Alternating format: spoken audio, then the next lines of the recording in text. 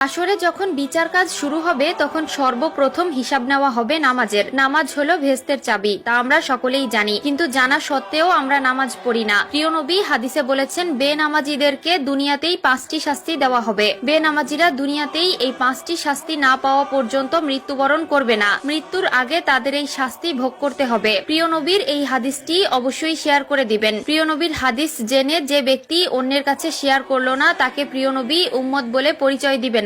আমরা জানবো এবং অন্যকে জানাবো। এবং আপনি যদি প্রিয় নবীর উম্মত হয়ে থাকেন তাহলে অবশ্যই আলহামদুলিল্লাহ কমেন্ট করবেন। তো চলুন বেশি কথা না বলে শুরু করি আজকের ভিডিও। আজকে আমরা জানবো বেনামাজি ব্যক্তিদের দুনিয়াতে কোন 5টি শাস্তি দেওয়া হবে। বেনামাজি ব্যক্তির সর্বপ্রথম যে শাস্তি হলো সেটি হলো তার কোনো দোয়া কবুল হবে না। সে আল্লাহর কাছে যতই দোয়া করুক না কেন তার কোনো দোয়া আল্লাহর দরবারে কবুল হবে না। 2 নম্বরে যে শাস্তির কথা বলা হয়েছে তা হলো তার নেক কাজের কোনো বদলা দেওয়া হবে না। প্রিয় দর্শক, ধরুন আপনি কিছু পাওয়ার জন্য নেক আমল করলেন, কিন্তু আফসোসের বিষয় আপনি যদি বেনামাজি হয়ে থাকেন আপনার নেক কাজের কোনো ফল আপনি পাবেন না। 3 নম্বরে যে শাস্তির কথা বলা হয়েছে তা হলো চেহারা থেকে নেককারদের নূর উঠে যাবে। প্রিয় দর্শক, জন্মগতভাবেই আল্লাহ তাআলা কালো, সুন্দর, অসুন্দর সকলের চেহারায় একটি মায়াবী নূর দিয়েছেন, কিন্তু নামাজ না পড়ার কারণে তাদের চেহারা থেকে সেই নূর উঠে যায় এবং দেখতে দেখতে একসময় চেহারার অবস্থা ভয়ঙ্কর হয়ে যায়। যার চেহারা থেকে আল্লাহর নূর উঠিয়ে নেয় তার প্রতি মানুষের কোনো মায়া মহব্বত থাকে না। 4 নম্বরে যে শাস্তির কথা বলা হয়েছে তা হলো তার জীবনের বরকত উঠে যাবে।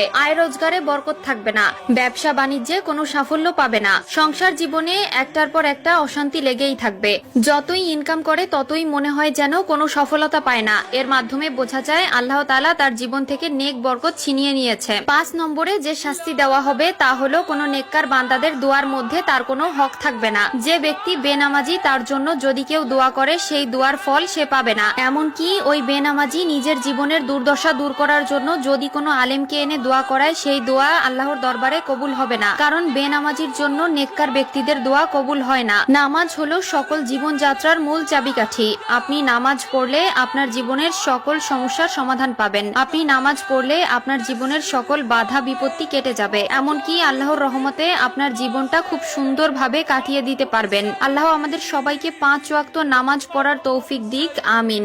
হাসরে সর্বপ্রথম হিসাব নেওয়া হবে নামাজের। আল্লাহ তাআলা মুসলিমদের উপর নামাজ ফরজ করেছেন। কাফের, মুশরিক ও মুসলিমদের মধ্যে পার্থক্য হলো নামাজ। প্রিয় দর্শক, আজকে আলোচনা করব নামাজ নিয়ে। যারা নামাজ পড়েন কিন্তু নামাজে মনোযোগ হারিয়ে যায়, দুনিয়াবি চিন্তা আসে, তারা কিভাবে নামাজে মনোযোগী হবেন সেই নিয়ে আজকের ভিডিও। প্রাণ ছাড়া দেহের যেমন কোনো মূল্য নেই, তেমনি মনোযোগ ছাড়া নামাজের কোনো মূল্য নেই। নামাজের মাধ্যমে আল্লাহর সাথে মুসলিমরা সরাসরি কথা বলে। অবশ্যই ভিডিওটি সম্পূর্ণ দেখবেন এবং শেয়ার করে দিবেন যেন আপনার সকল মুসলিম ভাই ও বোনেরা তাদের নামাজকে সহিশুদ্ধ করতে পারে।